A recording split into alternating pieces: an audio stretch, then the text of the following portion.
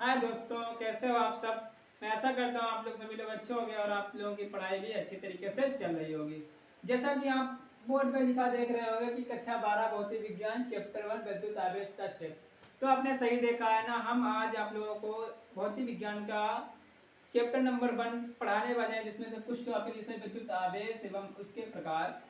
Number 2 पे आता है मूल आवेश। नंबर 3 पे आता है आवेश का क्वांटीकरण अथवा परमाणुकता। इसे परमाणुकता भी कहते हैं, आवेश का क्वांटीकरण भी कहते हैं। नंबर 4 पे आता है कूलाम का नियम, जो कि इन टॉपिकों में से सबसे इंपॉर्टेंट टॉपिक है, जिसको आप लोगों को अच्छे से समझना और पढ़ना चाहिए। तो मैं आशा करते हैं आप लोगों को ये टॉपिक सभी समझ में आएंगे। तो मैं स्टार्ट करते हैं। जैसा कि लिखा विद्युत आवेश एवं इसके प्रकार, हेडिंग लिखी है वैद्युत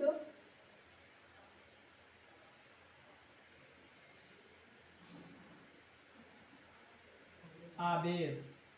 विद्युत आवेश, विद्युत आवेश क्या होता है? विद्युत आवेश क्या होता है? विद्युत आवेश होता है जैसे ये कैप है, इसको ये कैप जो है इसको आकर्षित कर रहा है, यही इसे आकर्षित या प्रतिकर्षित करता है, इसी को कहते हैं विद्युत आवेश। तो लिखेंगे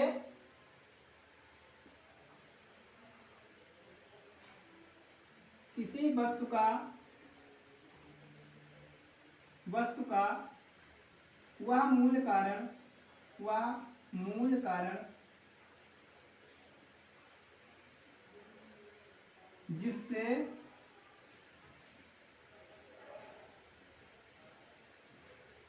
जिससे वह वस्तु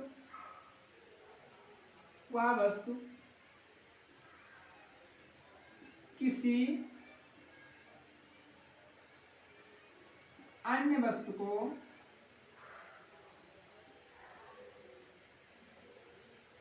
वस्तु को अपनी ओर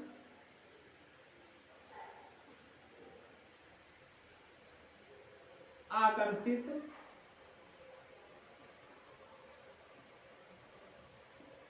करती है।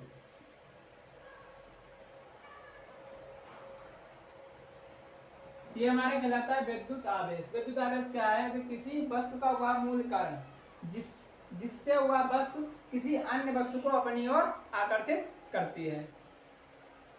तो समझ में आ गया कि विद्युत आवेश क्या होता है? विद्युत आवेश वह होता है जो किसी भी एक वस्तु दूसरे वस्तु को अपनी ओर आकर्षित करती है, खींचती है, यानी खिंचाव। तो यही है विद्युत आवेश। इसको जो है इसका मात्रक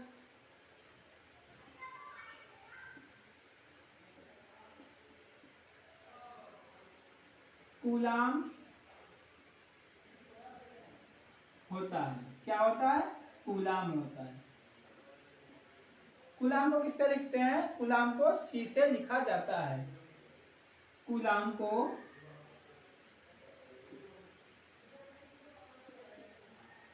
सी से लिखा जाता है।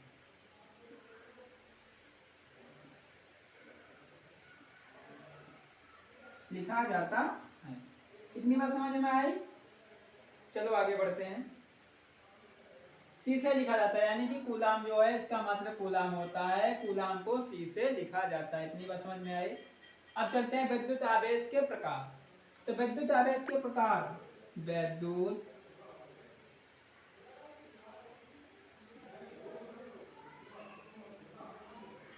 आवेश के प्रकार।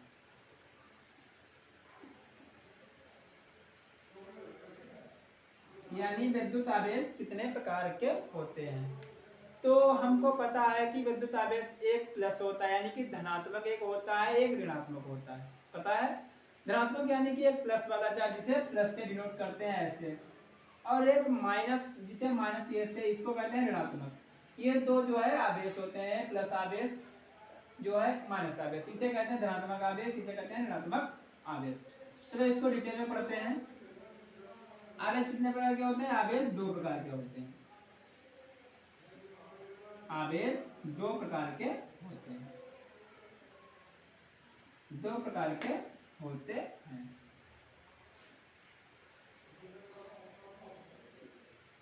दो प्रकार के होते हैं। कौन कौन होते हैं? नंबर एक, धनात्मक आवेश, धनात्मक आवेश। नंबर 2 ऋणात्मक आवेश। ऋणात्मक आवेश। क्लियर है? क्लियर है जनाब? इसे इंग्लिश में कहते हैं पॉजिटिव चार्ज, इसे कहते हैं निगेटिव चार्ज। इसे इंग्लिश में पॉजिटिव चार्ज, इसे कहते हैं निगेटिव चार्ज, यानी कि धनात्मक आवेश। नंबर 2 ऋणात्मक आवेश। चलो अभी जो है इसको डिटेल में पढ़ते हैं, लिखते हैं इसको।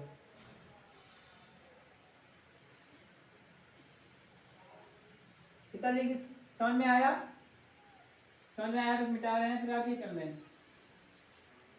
क्या है धनात्मक आवेश?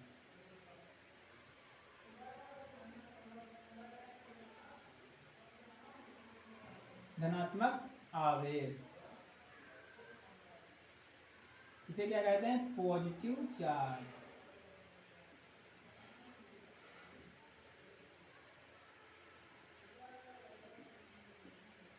पॉजिटिव चार्ज क्या कहते हैं? इसे पॉजिटिव चार्ज। अब इसे समझते हैं कि धनात्मक आवेश, धनात्मक मतलब धन वाला यानी प्लस वाला। तो धनात्मक आवेश जब होता है, कब होता है? धनात्मक आवेश जब होता है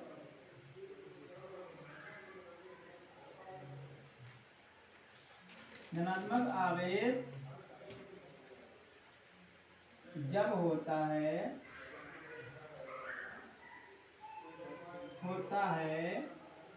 धनात्मक आवेश जब होता है तब इलेक्ट्रॉनों की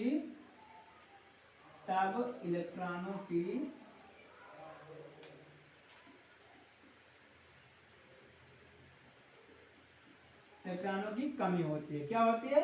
कमी होती है। इलेक्ट्रॉनों की कमी होती है। कमी का मतलब है इलेक्ट्रॉनों का कम होना। इलेक्ट्रॉनों की कमी होती है तब जो है क्या होता है? धनात्मक आवेश यानी कि पॉजिटिव चार्ज होता है। इसका उदाहरण भी लिख देते हैं साथ ही में।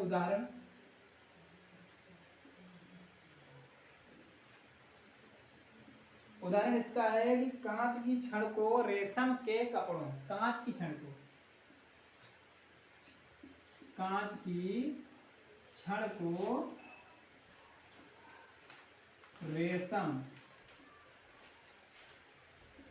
रेशम के कपड़े से रगड़ना। यानी कि जब हम कांच की छड़ को रेशम के कपड़े से रगड़ेंगे तो जो है इलेक्ट्रॉनों की कमी होगी। क्या होगी? इलेक्ट्रॉनों की कमी होगी। तो वहां पे कौन सा आवेश होगा? धनात्मक आवेश होगा। समझ में आ रहा है? चलो आगे बढ़ते हैं, नहीं तो समझ में नहीं आएगा। कपड़े से रगड़ने पर उत्पन्न आवेश उत्पन्न होगा ना, तभी तो जो है धनात्मक आवेश पता लगेगा। नंबर 2 आप कहते हैं ऋणात्मक आवेश।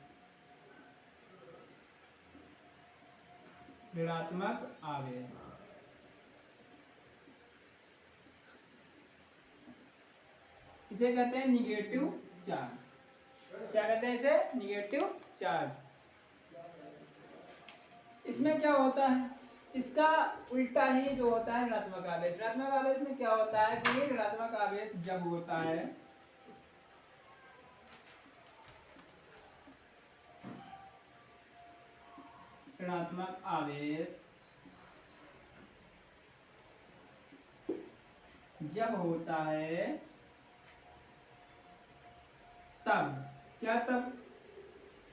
तब इलेक्ट्रॉनों की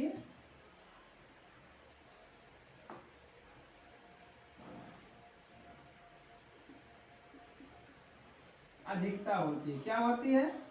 अधिकता होती है।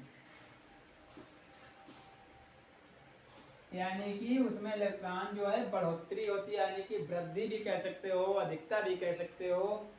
इलेक्ट्रॉन मतलब ज्यादा हो जाते हैं, ये भी कह सकते हो, कुछ भी कह सकते हो। मतलब कहने का मतलब है यहाँ पे इलेक्ट्रॉन ज्यादा ही रहेंगे, तब जो है हमारा ऋणात्मक आवेश होगा। इसका उदाहरण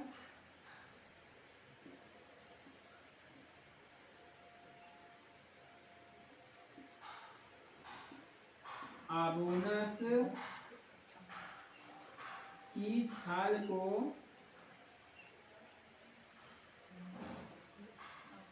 आबोनस की छड़ को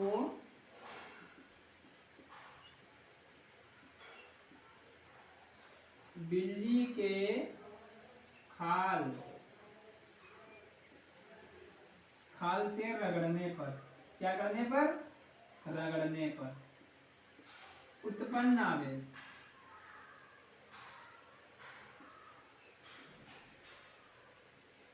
आवेश को कहते हैं ऋणात्मक आवेश, यानी कि आबोनस जो है, आबोनस एक प्रकार की धातु या कोई वस्तु मान लो, उसकी छड़ को जो है बिल्ली के खाल से रगड़ने पर उत्पन्न आवेश को हम लोग क्या कहते हैं, ऋणात्मक आवेश। ऋणात्मक आवेश समझ में आ गया। कांच की छड़ हो, उसको रेशम के कपड़े से रगड़ो तब जो उत्पन्न जो है आवेश उत्पन्न होगा, उसे कहते हैं धनात्मक आवेश। और जो है आबोनस की छड़ को बिल्ली के खाल से जब रगड़ा जाता है तब जो उत्पन्न हमारा आवेश होता है उसे कहते हैं ऋणात्मक आवेश। समझ में आ रहा है था? चलो ऊपर से जो है मिटाते हैं। हमारी हेडिंग पड़ी है मूल आवेश, तो लिखेंगे यहाँ पे मूल आवेश। मूल आवेश यानी कि फंडामेंटल चार्ज। मूल आवेश क्या होता है? मूल आवेश का मतलब है मूल मान में आवेश। मतलब मूल मान मतलब कोई शुद्ध परिशुद्ध मान, या ऐसा नहीं कि जो है पॉइंट पॉइंट में मान आ रहा है। मतलब मूल आवेश का कोई शुद्ध मूल हो, मूल आवेश उसे ही कहते हैं मूल आवेश। तो क्या है मूल आवेश? वस्तुओं के बीच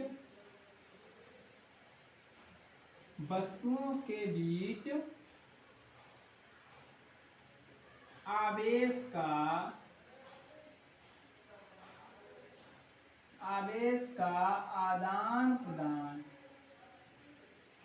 आदान प्रदान समझ रहे हो ना? आदान प्रदान का मतलब होता है आना, प्रदान मतलब देना, या आवेश लेते हैं या आवेश देते हैं। वस्तुओं के बीच आवेश का आदान प्रदान आवेश की एक न्यूनतम मात्रा ई के गुणज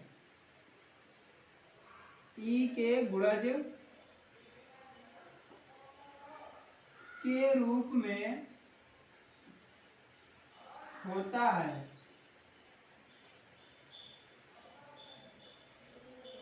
यानी कि वस्तुओं के बीच आवेश का आदान प्रदान आवेश की एक न्यूनतम मात्रा ई के गुणज के रूप में होता है। यानी कि न्यूनतम मात्रा, न ज्यादा न कम, जो है बराबर, जिससे पॉइंट में नहीं है। इसे लिखना है ऐसे लिख सकते हैं, जैसे 6 इलेक्ट्रॉन 7 इलेक्ट्रॉन, ये नहीं कि जो है लिख दिया हमने 0.5 इलेक्ट्रॉन, ये नहीं। न्यूनतम मात्रा ई के गुणज के रूप में होता है। समझ आ रहा? मूल आवेश यानी कि वस्तुओं के बीच आवेश का आदान प्रदान आवेश की एक न्यूनतम मान ई के गुणज के रूप में होता है, इसे ही कहते हैं मूल आवेश। इसे क्या कहते हैं? इसे मूल आवेश कहते हैं। इसे मूल आवेश कहते हैं।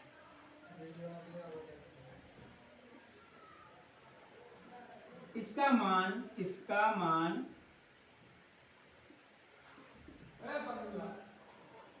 1.6 में 10 की पावर -19 कूलम होता है। तुमने लिए नहीं है? तुमने लिए ही नहीं, तुम तो कम पैसे दे रहे थे क्या? समझ में आ रहा है? मेरी 50 फड़वा दी। इसका मान 1.6 गुणे 10 की पावर -19 होता है। कहाँ खड़े रहे? हो गया ये हो गया ना? इसके आगे चलते हैं। मूल आवेश क्या है? आवेश का क्वांटीकरण अथवा परमाणुकता। आवेश का क्वांटीकरण अथवा परमाणुकता क्या होता है, ये तीसरा पॉइंट है, आवेश का क्वांटीकरण।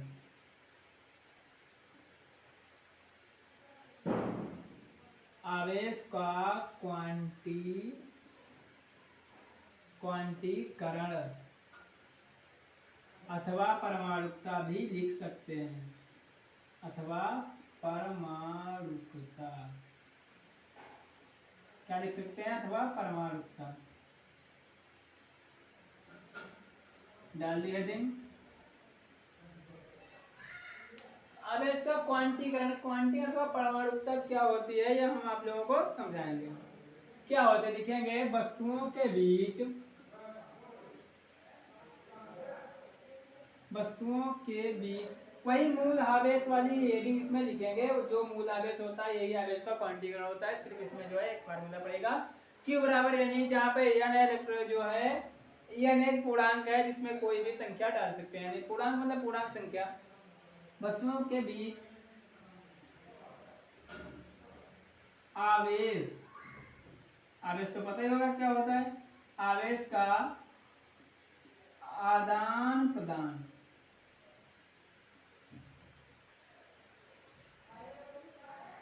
इलेक्ट्रॉन आवेश का आदान प्रदान जो होता है एक इलेक्ट्रॉन के पूर्ण गुणज के रूप में होता है। क्या होता है? पूर्ण गुणज के रूप में होता है, होता है, में होता है।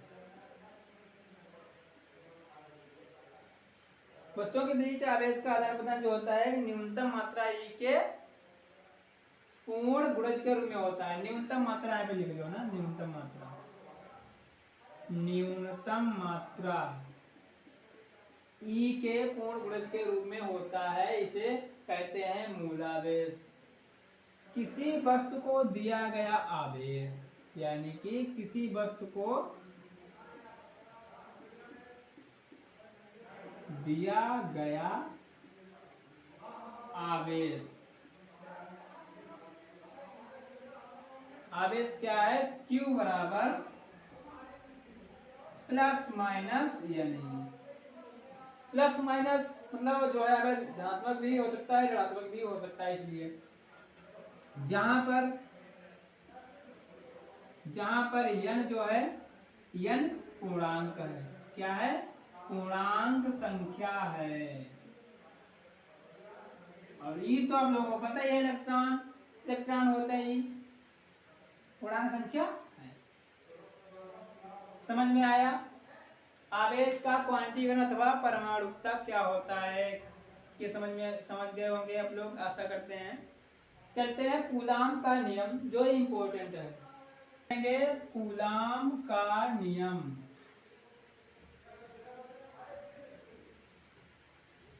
कूलाम का नियम,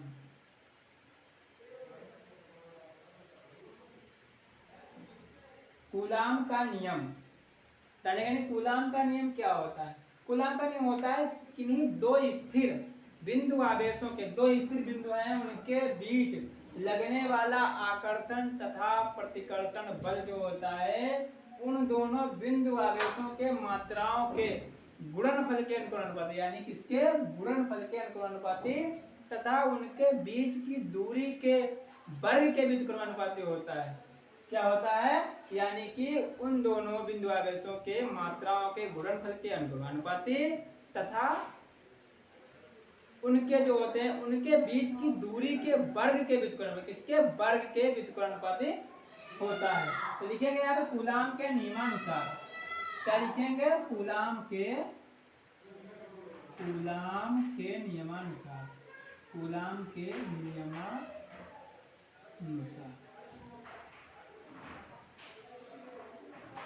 क्या होता है? लिखेंगे यहाँ पे किन्हीं दो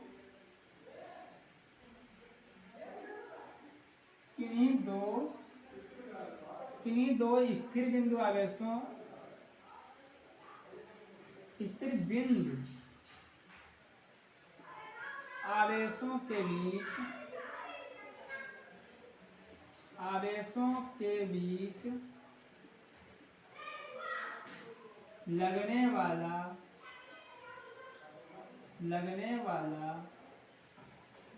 आकर्षण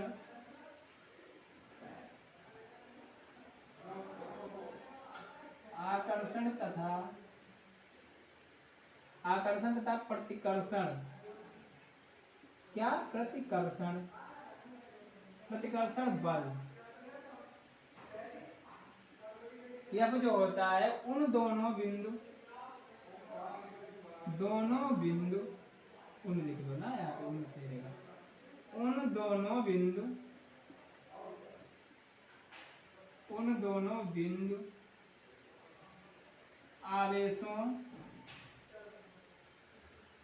आवेशों के मात्राओं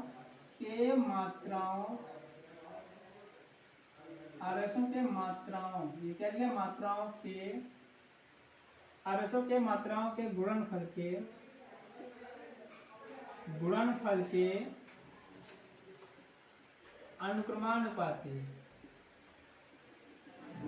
अनुक्रमानुपाती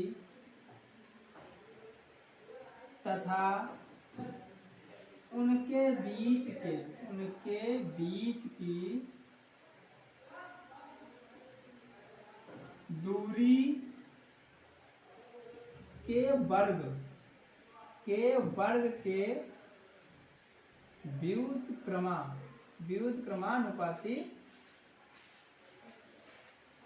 व्युत्क्रमानुपाती होता है।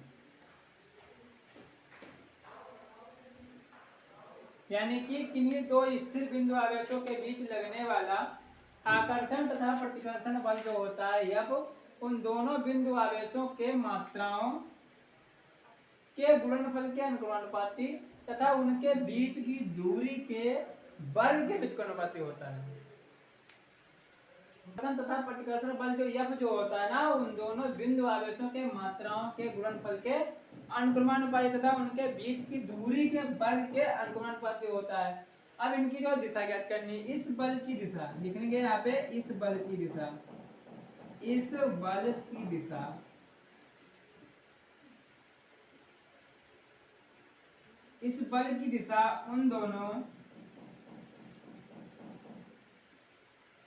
उन दोनों आवेशों को मिलाने वाली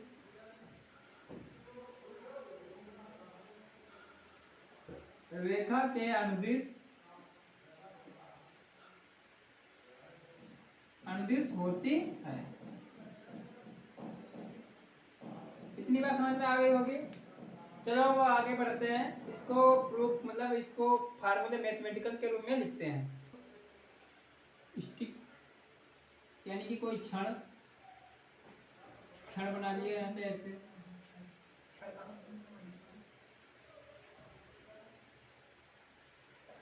यहाँ पे आवेश है Q1, ये आवेश है Q2। ये कितनी दूरी पर रखे हैं, इनसे बीच की दूरी है जो R है।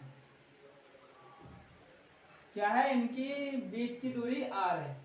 तो यही तो कूलाम ने बता रहा है कि दो बिंदु आवेशों के बीच, यानी कि दो ये बिंदु हैं, दो बिंदु आवेशों के बीच लगने वाला आकर्षण या प्रतिकर्षण बल, यानी कि खिंचाव या दूर हटना, आकर्षण या प्रतिकर्षण बल उन दोनों आवेशों के मात्राओं के गुणनफल, यानी कि इन दोनों के गुणनफल के अनुक्रमानुपाती तथा उन दोनों के बीच की दूरी जो यहाँ पे R है, दूरी के वर्ग के व्युत्क्रमानुपाती होता है। यही कूलाम ने बताया है।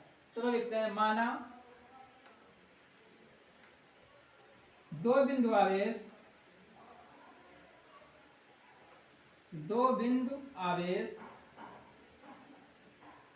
Q1 तथा Q2 आपस में R दूरी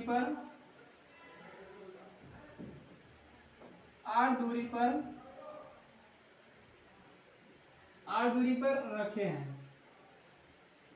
क्या है, रखे हैं। तब उन दोनों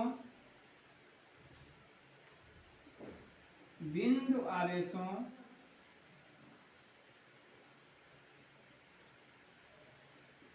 के बीच लगने वाला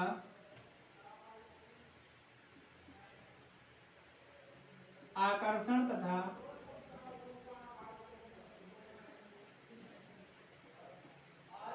प्रतिकर्षण बल यह क्या होगा, बल यह अनुपाती Q1 Q2, समीकरण नंबर 1। उसके बाद क्या कहते हैं कि उन दोनों बिंदु आवेशों के बीच की दूरी के वर्ग के व्युत्क्रमानुपाती, यानी कि F अनुपाती 1/वर्ग, वर्ग मतलब आर स्क्वायर। ठीक है, अब लिखेंगे समीकरण 1 व 2 से। समीकरण 1 व समीकरण 2 को आपस में मिलाने पर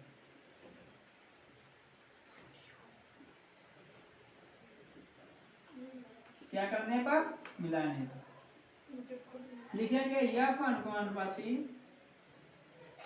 Q1 इंटू Q2 अपान में आर स्क्वायर। ये बन गए। अब यहाँ पे अनुपाती चिन्ह हटेगा तो यहाँ पे कांस्टेंट यानी कि नियतांक। समीकरण 1 समीकरण 2 है, समीकरण 1 व 2 को आपस में मिलाने पर क्या बनेगा, यह अनुपाती Q1 into Q2 upon R square. ये समझ में आ रहा है। Q1 Q2 upon R square कहाँ से आया, समीकरण 1 और 2 को जब आपस में मिलाया गया तो यार 1 अपान आर स्क्वायर था तो 1 अपान आर स्क्वायर ही लिखा है। इसे अलग से इसे ऐसे बंद कर दो ना तो 1 अपान आर स्क्वायर लिखा है। Q1 इंटू Q2 लिखा है तो Q1 Q2 आराम से लिखा है ऊपर। अब इसे चलो ऊपर यह अनुपाती Q1 Q2 अपान में आर स्क्वायर। तो लिखेंगे यहाँ पे यफ बराबर में k इंटू Q1 Q2 अपान में आर स्क्वायर। ये हमारा कूलाम का नियम निकल के आ गया, जहां k एक अनुक्रमानुपाती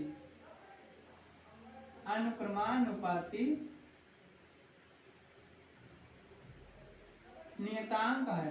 क्या है, नियतांक है।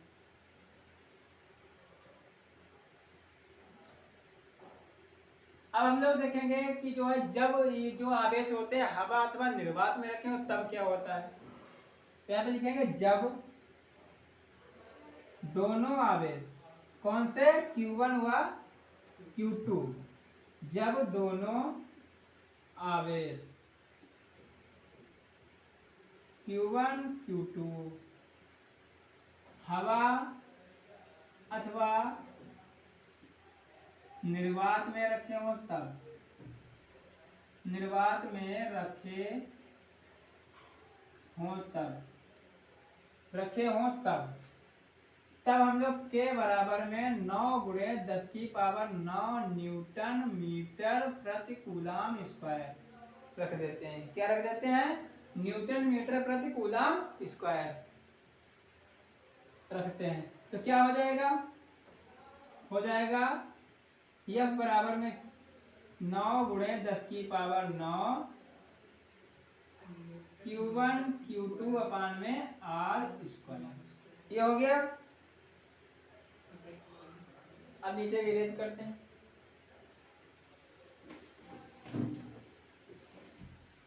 इतना निकल के आया।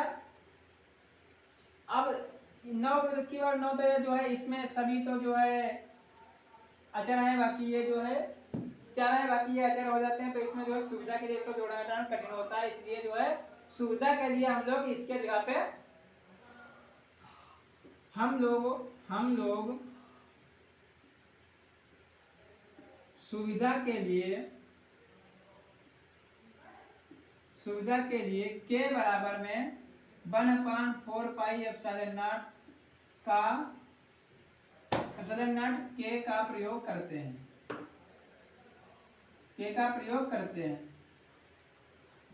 तो क्या हो जाएगा, F बराबर में 1/4 pi epsilon not k into Q1 Q2 अपान में आर स्क्वायर।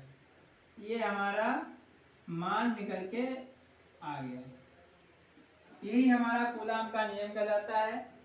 ये और ये तीनों फार्मूले हमारे से बिल्कुल सही है, आप कोई भी यूज कर सकते हो। जब आप न्यूमेरिकल्स में लगाओगे तो जो है 1/4 पाई एप्सिलॉन k का मान जो है 9 गुणे 10 की पावर 9 रखा जाएगा। इसका मतलब होता है न्यूटन। क्या होता है, न्यूटन।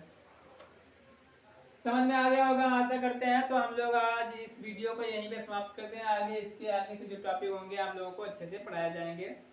आशा करते हैं जो ये टॉपिक समझ में आया होगा। चलो फिर मिलते हैं।